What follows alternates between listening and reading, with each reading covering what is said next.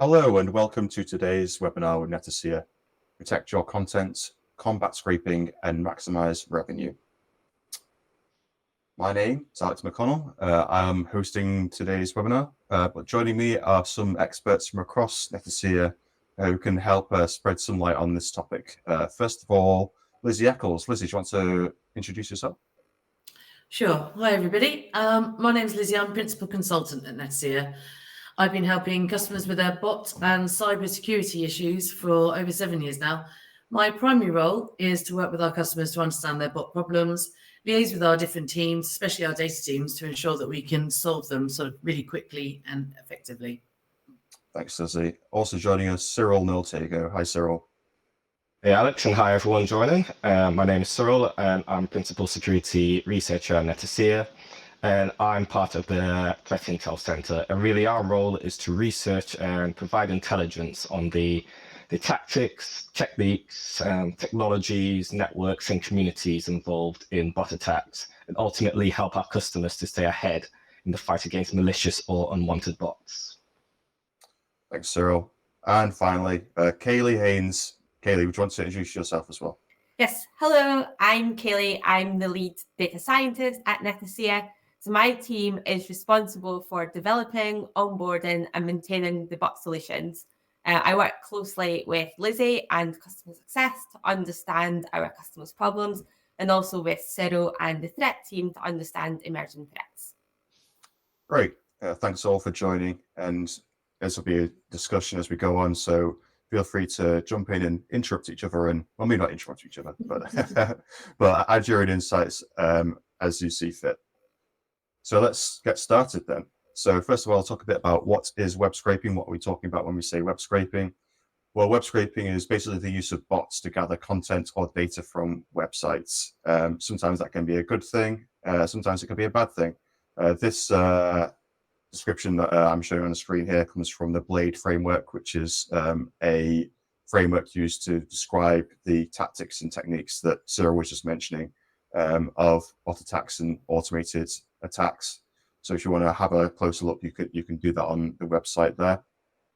I mentioned about scraping attacks or bots being for good or bad purposes, depending on the intent of them. So some of the wanted uses of scraping could be for SEO. So a search engine could crawl your website and use the information that it scrapes to help you rank in search results. That's something you probably want. Similarly, you might get your content aggregated on a website or syndicated elsewhere that would link back to your site and give you traffic. So you might want to not stop that, or that might be beneficial to you.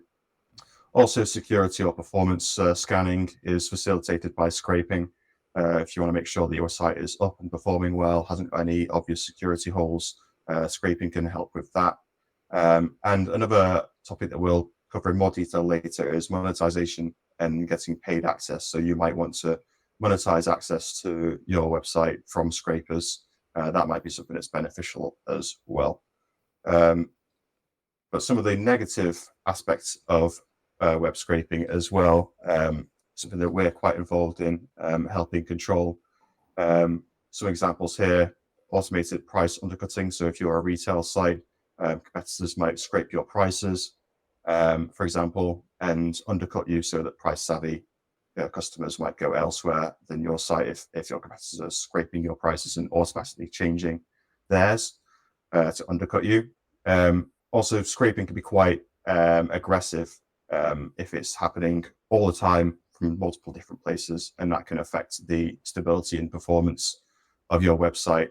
It can also be quite expensive to serve all this traffic. So there was a report recently on Fast Company that estimated some companies were saying that scraping by AI training bots is costing them up to $1,000 a day. Scraping can also expose you to other attacks. So it could be the first step in that chain towards cloning your website to cause fraud, arbitrage betting, scalping of products. You could use scraping to see when a product has just been released and jump on and immediately buy all of those items.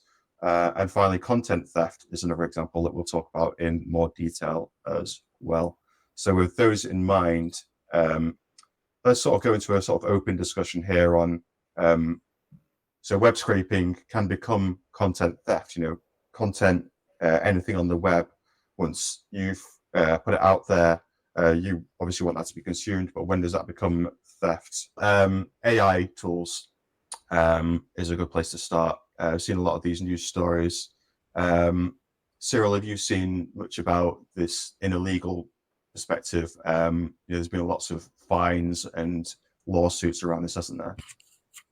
Yeah, from the AI tools perspective, I think a lot of the companies training AI systems started with a ask for forgiveness rather than ask for permission approach.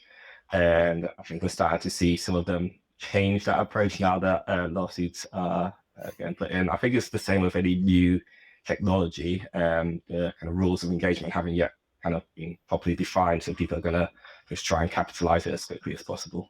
Yeah, it's kind of, I don't know, maybe it's unhelpful to have people like Microsoft saying that anything on the web is okay because it's freeware almost.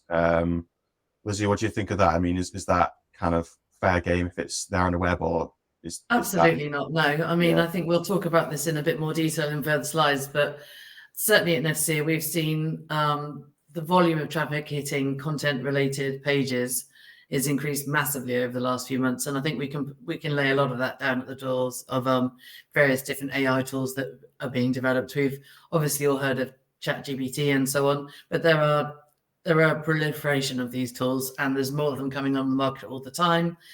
Content is becoming the sort of currency of choice in many ways because these tools need this data. But like I said, we'll talk about that in more further along in this webinar. But I'm firmly on the side that content should not be free just because you want to access it. Well, who actually defines that then? When can we say this is content theft? Okay, I'm happy to take that one as well. So it's basically in the eyes of the person that owns the content. So if your business model is such that you want lots of people to access your data and you want it to be proliferated far and wide, then that's fine, and you can keep your gates entirely open. But if you have spent time and energy and money and resources into producing this content and you want it to be used for a particular purpose in a particular way, then it's absolutely your right to choose that it shouldn't just be accessible to everybody, and it shouldn't just be available to train models and then be repurposed and regurgitated in ways that you may not have intended in the first place. Yeah, absolutely. I mean, do you want to talk a little bit? Actually, go on, Cyril. I was going to say, I completely agree with that, but I'll take one further and say that as the content owner, it's up to you to define that acceptable use and enforce that. Because if you're not enforcing it, the internet's not going to enforce it for you. Yeah, exactly. And I think that takes us on to our next point quite nicely. So talking about getting control over your content and taking responsibility over that. Lizzie, do you want to talk to us a little bit about when people should be thinking about this? Sure. Okay. Well, if you take one thing away from what I'm about to discuss, the main point that I want to make is that you should be trying to block what you would consider to be theft immediately. So as soon as an artifact or a piece of data of any sort has been published, as soon as someone's accessed that once, then the ownership of that, well, not the ownership as such, but the control of that piece of data has been taken out of your hands, and you no longer have the ability to determine how it will be used. So historically, various different companies have used gating, paywalls, and so on, and they will act as a deterrent to lots of people, but they won't necessarily act as a deterrent to bots, because only a single subscription is needed. That then opens the gates. Access to all your content can then be swiftly kind of given, and then the information is disseminated. And when we're talking about data, it's not just things like we've got here Reddit and The Guardian and so on, and but it's any kind of data. So it could be articles or blog posts, even images, videos, even in content on webinars and so on. There'll be video, and there'll usually be a data transcript as well. So intellectual property of any sort really is what we would consider to be content theft in this context. So you need to be able to quickly and accurately identify and mitigate, if that's the choice you want to make, against this sort of behavior. One of the main things here is the rise of AI tools, and we'll talk about that a little bit more. But the other driver here is that it's so much easier now for anybody to perform this kind of activity. It's now we can think of it as organized large-scale theft for profit. It's easily achievable. You don't need a high degree of technical know-how. You don't need to develop your own tools. That you can easily find this kind of tooling available on the internet for anybody to access and use. So scraping used to be, like I said, I've been working within this industry for about 7 years now. Scraping used to be considered more of an inconvenience, the primary motivation being a couple of the ones that Alex mentioned earlier, things like competitor surveillance, and the primary pain really being just increased hosting costs. Those days really are gone, because content in and of itself has become the motivator. It's got huge value, and therefore we're seeing a real increase in Netacea on scraping related activities over the last 12 months. It's moved from an annoyance to an actual problem. So keeping on track of who is accessing your data is becoming almost impossible to do on a manual basis. New AI agents are being developed all the time. So identify it immediately, establish a relationship if it's appropriate with the person that's trying to access your data, but if not, you will probably want to block that data. And kind of, thanks, Alex. Moving on to sort of why, we've probably covered quite a few bits of this already, but just to underline the fact, scraping, like I said, it used to be considered an inconvenience, and it sort of falls into a fuzzy grey area as far as intent goes. So we're used to thinking about good bots, SEO bots and so on, and bad bots, which is product scalping or ATO, credential stuffing and so on. Scraper bots aren't really either of these. They're unlikely to actually be accessing your data with an actual malicious intent. There'll be some exceptions to this, but usually it's to promote their tools and so on, but they don't believe that they're doing something wrong. But it is intellectual property at the moment, fundamentally. So primary reason is to protect your investments. Any kind of human-created content costs money and time to create, and creators should be paid for their work, just like they should in every other aspect in industry. It is intellectual property at the end of the day. And then I think Cyril's talked a little bit about the concept of unfair and fair usage versus theft. So fair usage would be it's consumption for free, like you can on any newspaper, for example, that doesn't have a paywall, but there'll be an underlying business model that business has chosen to provide content for free, which it could be something to do with advertising, whatever it might be, it's funding their business. Unfair usage would be, in this example, is huge consumption of all articles at all time, no click-through with adverts, no kind of give and take situation going on there. And theft sort of falls into that, which is if that content is then being reused without permission, then we're starting to think about theft versus unfair usage.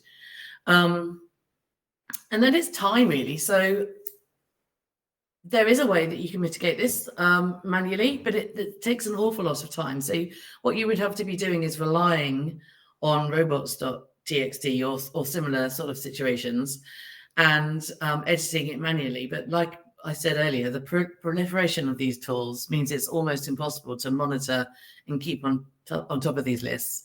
Plus, it sort of relies on an honor-based system, which is it's an indicator that this is our preference rather than an absolute law that you must not access it. So a more robust enforceable system is often needed, especially if the intent is malicious. Alex, I think we've got a little bit more info on robots.txt on a slightly separate slide. Yeah, I mean, this is something that we talk about when we're talking about how you control, how the bots access your site or what they're doing. Cyril, do you have any insight on the background behind the robots.txt file and why that might not be the best way to control this kind of bot attack? Yeah, sure. So, I mean, robots.txt really, in the early days of the internet, this was a way of saying, to crawlers, do not access this part of my site.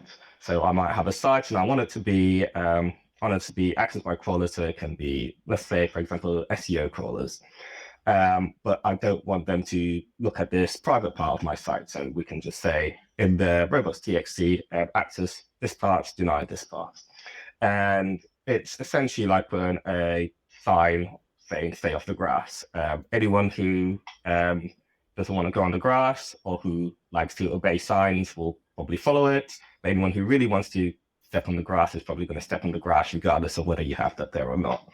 And that's when we come to the point that Liz, you were making, that there's so many new tools coming out now that it's almost impossible to keep it up to date and tell every new tool what they're allowed to do, if they're even going to listen.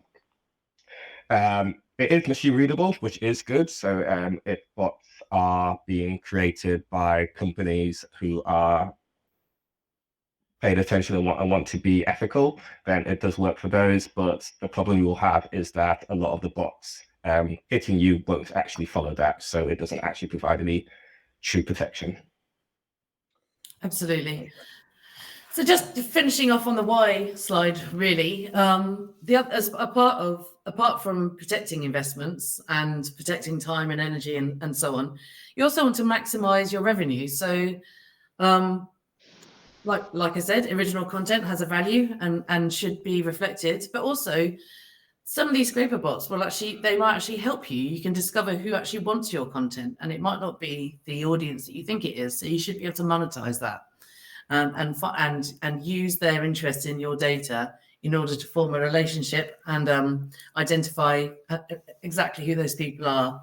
So content theft and the acquisition of data in these ways isn't about to slow down anytime soon. Understanding how to work with these organizations with an actual legitimate interest in accessing it and using it, and stopping those involved in theft really needs to be a primary concern for all businesses.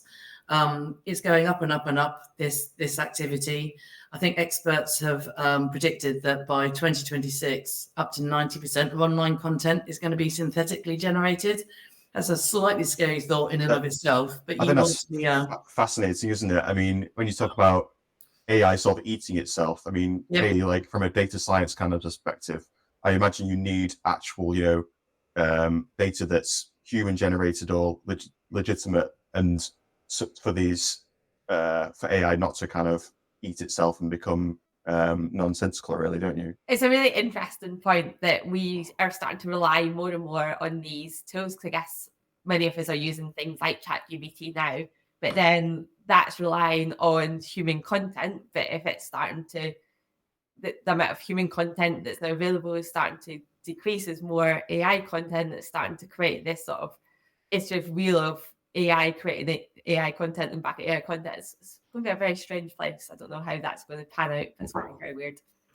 Yeah. And the other point I wanted to raise was about commercializing access to content. So it reminds me of when the internet was first sort of booming, and went from this model of newspaper sales to newspapers going online, and then how do they monetize that? You bring up the paywalls. Maybe this is the next sort of phase of online media, is selling access to these AI models for these newspapers and media companies to make more revenue. Yeah, and it will probably become a differentiator with the different AI tools and AI models. If one becomes the one with a reputation for actually genuinely excellent data or produces good results and so on, then that's going to be a differentiator in their models. So we are in a period of change here, and controlling access to the key, which is the data, is increasingly important. Yeah, with that in mind, let's sort of move on to the next section, which is you touched on it before, Lizzie.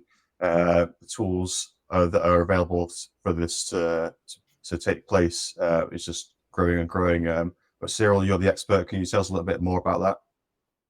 Yeah, so I mean, there's kind of three things I want to touch on here. And the first is that the threat landscape. So the adversaries who, as a content owner, might be trying to take your content, that's widened. Typically, before that, we would see, you'll have your specific classes of adversary, you'll generally look at them in terms of capability and motivation. So maybe someone is got low capability, but they're highly motivated. What we're finding now, especially when you're looking at these big tech companies which are trading AI tools, is that A, they're highly motivated, and B, they're highly capable, which obviously creates a problem for content owners. But that doesn't mean that the other players have disappeared. So it's not being replaced by highly motivated, highly capable adversaries, but now it's just a wider threat landscape. And as such, you need to make sure that you have defenses in place according to your own threat profile to deal with the adversaries that might be targeting you. But even for the lower capability adversaries who might be highly motivated, it's now easier for them to actually develop these bots because there's so many development frameworks that are out there that really need little to no technical ability. And I'm thinking of things like no or low code frameworks. And increasingly, we're even seeing GenAI tools that can help you to build, like, I don't think there's any tools at the moment which can build a whole very advanced scraper for you out of the box, but it can definitely help you and provide parts of that. And so not only have we got these highly motivated, highly capable adversaries, but now we've got the highly motivated, less capable adversaries becoming more capable. And then to help them even more, and there's these bypasses for the common bot defenses. And, in cybersecurity, it's always going to be, give and take in terms of attackers are going to innovate, defenders are going to innovate. But one thing we're seeing a lot of is that bot defense bypasses are just becoming very, very commonplace. And when I talk about bypasses here, I'm talking in the general sense, so everything from libraries that spoof TLS fingerprints to browsers, so browser frameworks which use things like the Chrome DevTools protocol to bypass, and also even third-party solver services or APIs where you can get them to solve for you. So again, this is just making it much, much easier for everyone throughout the threat landscape to perform these attacks. I think this is interesting as well, that each of those individuals are probably on some of them that are maybe just getting into scraping for the first time. They might not be thinking that they're doing anything wrong because they're only maybe scraping a small part of the website. But when you start to bring lots of those people together, that becomes a real nuisance to the people that own the website, because all of a sudden the amount of humans is really diluted to who they're actually providing that content for against all the other scrapers that are on their site. Exactly. It's almost like on my own, I think, this isn't that bad. I'm just doing this because it's easy to do, but everyone else is thinking the exact same thing. And then your site visitors goes from 80% humans to 80% robots overnight. And I guess another example in terms of this barrier to entry being lowered is emergence of scraping as a service. And these are really providers which used to provide some part of the scraping kind of journey. So in the screenshots we've got here, these are proxy providers who are now offering full-scale scraping as a service. You provide the website, we will scrape the data and pass that to you. And it's, there's the phrase data is the new oil or data is the new gold. Let's make that content. And for this webinar, content is the new oil, or content is the new gold. And there's also the saying that in a gold rush, the people who make the money first are the people who sell the shovels or the tools for that. And I think that's kind of why we're seeing this scraping as a service become much more popular. People are seeing that, yes, we have the infrastructure and the capability to do this, so let us sell that to get all these other people who really want to scrape and may not have the capability themselves. So kind of with this wider landscape and these more capable, still highly motivated adversaries, how do we actually protect our content? And we talked about robots of text first and how that isn't a good solution in and of itself. But what about something like legal precedent? So at the moment, can we rely on legal precedent to protect our content? And unfortunately, the answer here is that legal precedent is unclear. There's been a few recent cases which seem to suggest that scraping is legal in some cases and maybe illegal in other cases. One example here is LinkedIn versus HiQ. This was a 6-year legal battle. So I guess the first point there is they rely on this to solve your scraping problem overnight, because it'll take a few years. But in this case, it ultimately ended with HiQ agreeing to a permanent injunction to stop scraping. And the reason why that agreement came to pass was that the court granted a summary judgment because HiQ had hired contractors to create fake LinkedIn accounts for scraping. So they're collecting data whilst they were logged in. And that was really the one aspect of the data collection that the court granted judgment on. And even that took 6 years, so that does rather rely on you being a company with the time, resources, and so on to engage in a 6-year legal battle, which probably most people don't. I mean, so you say that, so another company with the time and resources to embark on a long legal battle, Meta, so they actually dropped their lawsuit against Bright Data. Again, this was a similar kind of case in terms of scraping data.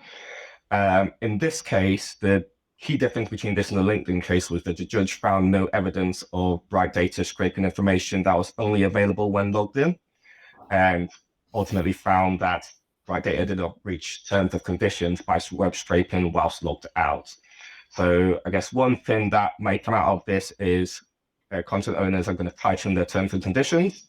But again, we do not yet have legal precedent to show whether that will be effective in stopping it. So really, we need to be a bit more proactive. How can we stop scraping without spending 6 years or so in the courts? And millions of pounds. So what about your traditional bot defenses? Are these enough to protect content? And there's kind of 2 things I'll look at here. The first is kind of your challenge response defenses. And I think these negatively impact user experience. By challenge response defenses, I'm talking about things like capture, that I do not need to explain to anyone. Listen to this, why capture negatively impacts your user experience, but also kind of newer techniques such as proof of work techniques. So with proof of work, the idea behind this is that when a visitor visits a site, they are given a small challenge which takes some compute to do. And the idea behind this is that this will make it prohibitive for bot users who are doing hundreds of thousands of requests whilst being reasonable for normal users. The problem is, though, however, that compute is reasonably cheap for bot developers, bot users to get.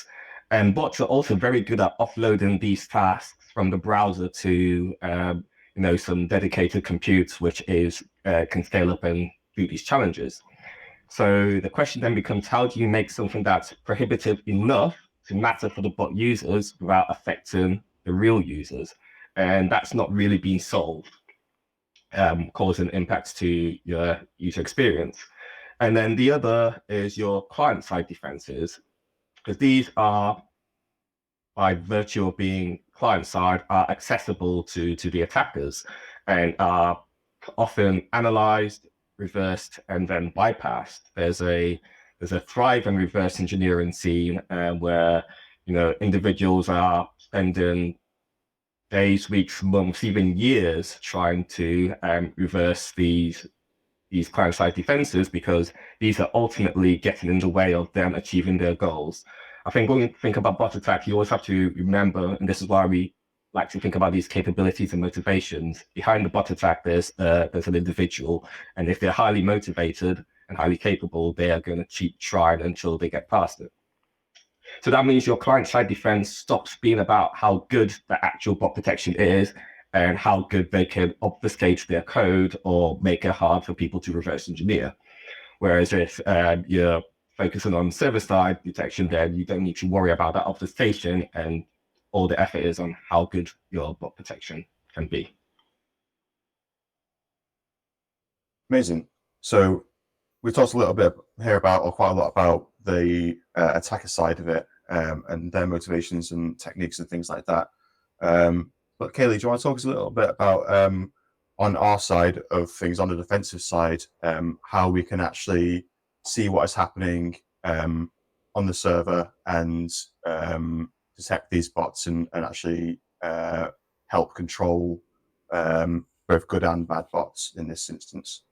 Yeah, absolutely. Thanks, Alex. So our core bot detection solution classifies website requests as legitimate or threat. So this can be for sort of any threat on the website. There could be volumetric attacks for ATO, fake account creation, but also scraping.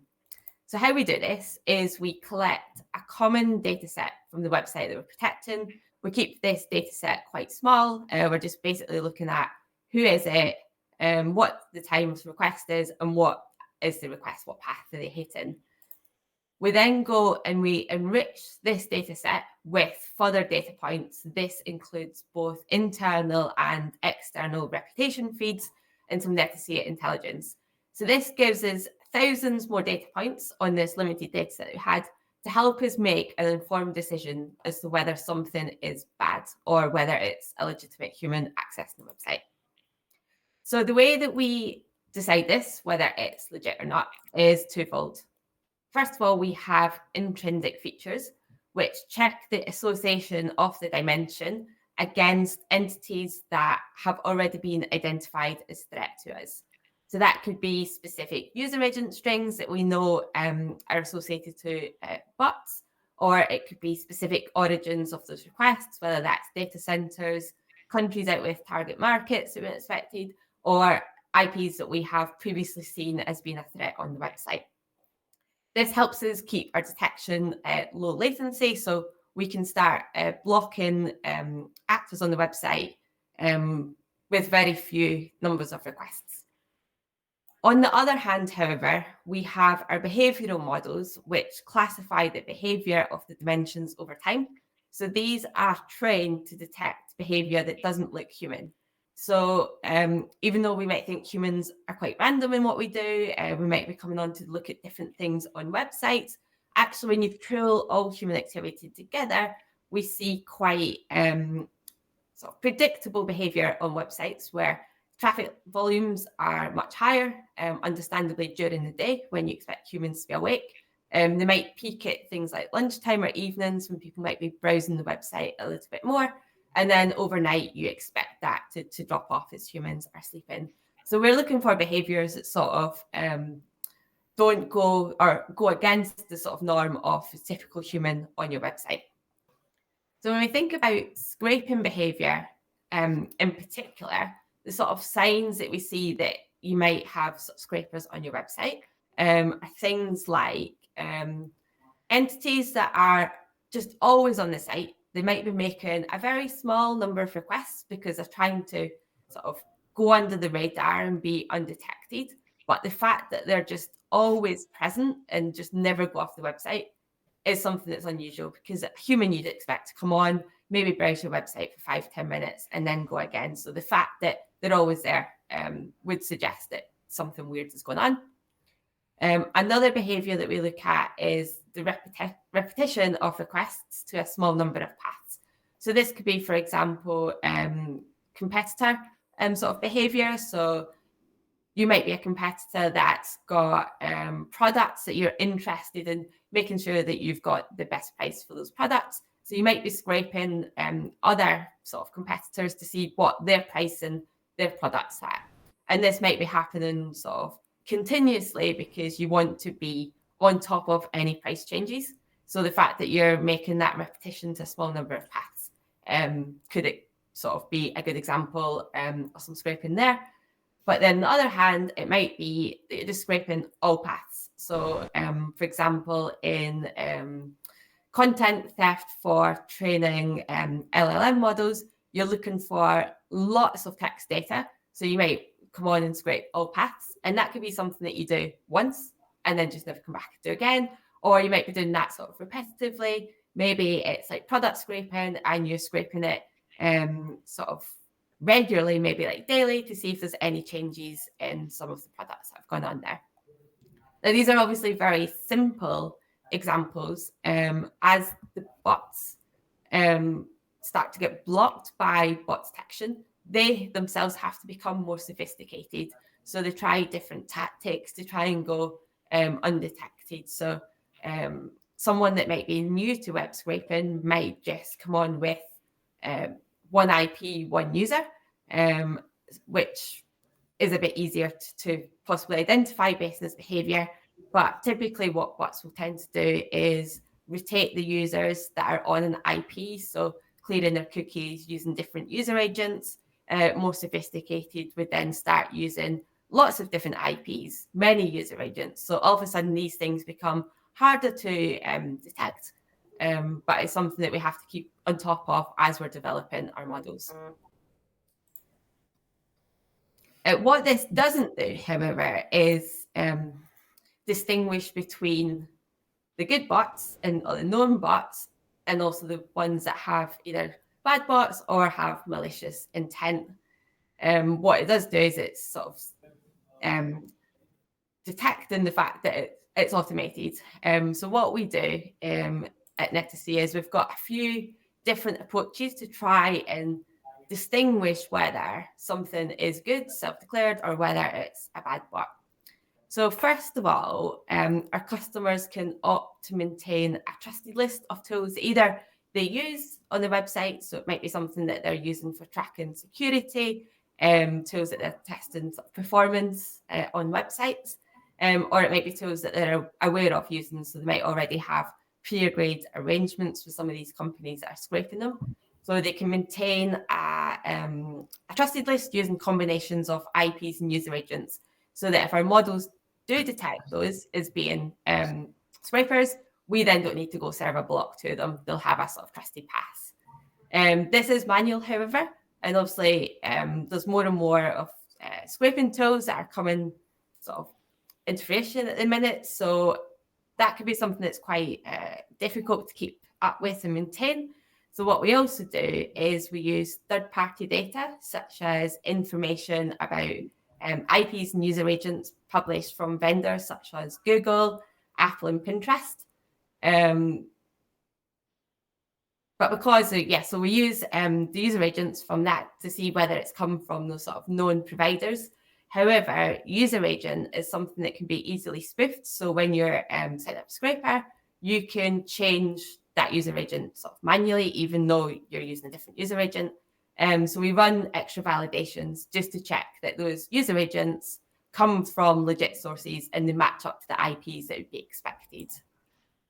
And we also use further third-party data to give us information on color classification. So for example, search engine bots, marketing, web scraper tools. So this slide here is an example of our known bot view in the portal. And what this does is it gives a breakdown of the different tools that we are seeing on your website. So on the left-hand side is a very high-level summary of the bot vendor name, along with the number of IPs and the number of user agents used with that bot, and also the number of requests.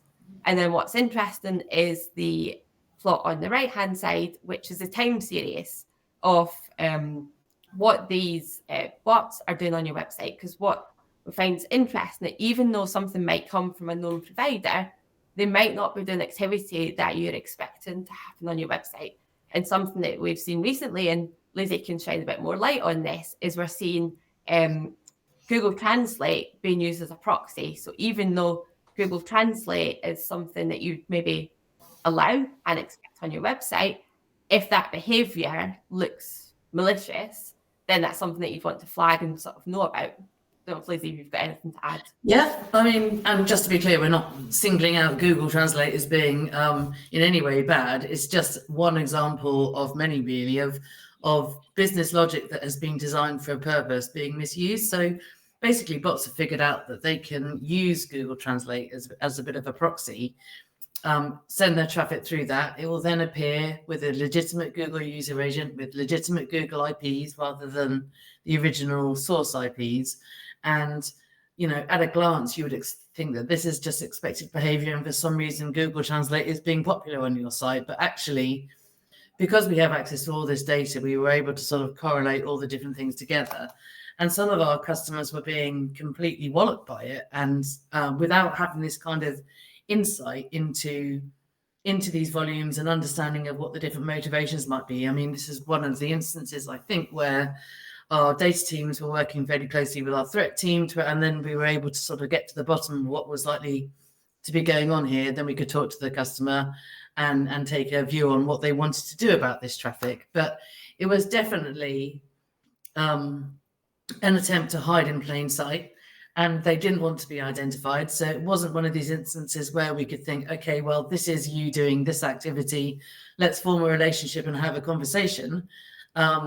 This is an instance where this is malicious in intent because of the fact that they're hiding themselves. So yeah, absolutely. But like I said, this is one of many, and these kinds of understanding this level of detail within your traffic is really helpful to make those kinds of decisions. Yeah, and it really helps emphasize the grey area that we have with scraping, that you have these sort of known tools, but there might be malicious intent in there.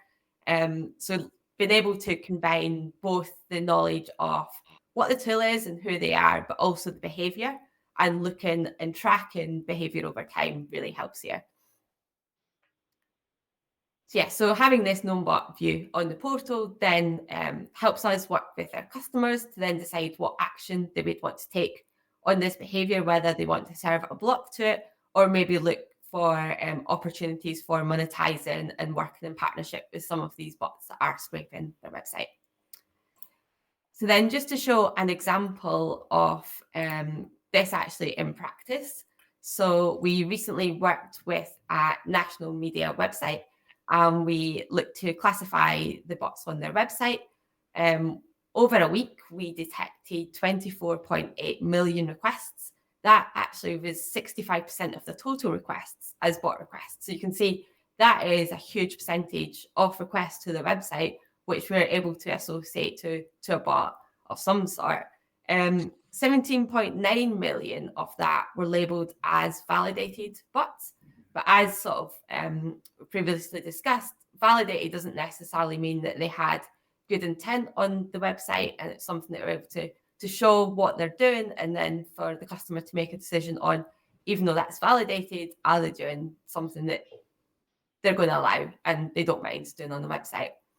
On the other hand, we found 6.9 million of those were flagged for possible content theft. So that's something, again, they can go into a bit more detail using the analysis and insight that we provide on the portal to decide whether that is behavior that they're okay with and they'd accept on the website, or whether they want us to take some sort of mitigation action against it. So yeah, I think that is everything. Thanks very much. Okay, that's really interesting to see that in practice, and how it's not just about good and bad, but it's about validating what the behavior actually is and what action you can take on it, not just block, but maybe even get in touch with these people and try and strike a deal and monetize that a little bit. So thanks very much, everybody. Just to wrap things up now, obviously Kaylee was talking a little bit about our the way that we defend against this or help companies protect against this. Obviously, Cyril also mentioned the server-side approach to bot protection. That's something that we pioneer here at Netacea. We protect websites, mobile apps, APIs of a single product. So if you've got an app, a mobile app or an API that serves your content as well, we can protect that in the same way. We're completely agentless, server-side integration. We implement with your CDN or WAF directly. You saw some of the visualizations that we have there that Kaylee was showing, where you can see live attacks as they happen. Built for very high volume traffic, very accurate. So if you'd like to know more about that, please do be in touch. Just leaves me to say thank you to everyone for joining. Thank you to Lizzie, to Cyril, to Kaylee for your insights. And if you'd like a live demo to see what all this actually looks like in practice, please do visit the link there. If you have any questions about anything that we've talked about today, please do send us a message via the platform and we'll get back to you. Thanks again for joining. Thanks, Lizzie. Goodbye. Thank you, Alex, for hosting. Thanks, everyone, for listening. I hope you found it interesting. Like Alex said, do be in touch if you've got any further questions. Yeah, I'd love to hear from you. Cyril, thanks for your insights on the attackers. No worries. Thanks as always. And Kaylee, thanks so much for showing us the inner workings of what these attacks look like. Pleasure, Domain. Thank you. Thanks again. See you next time. Thanks.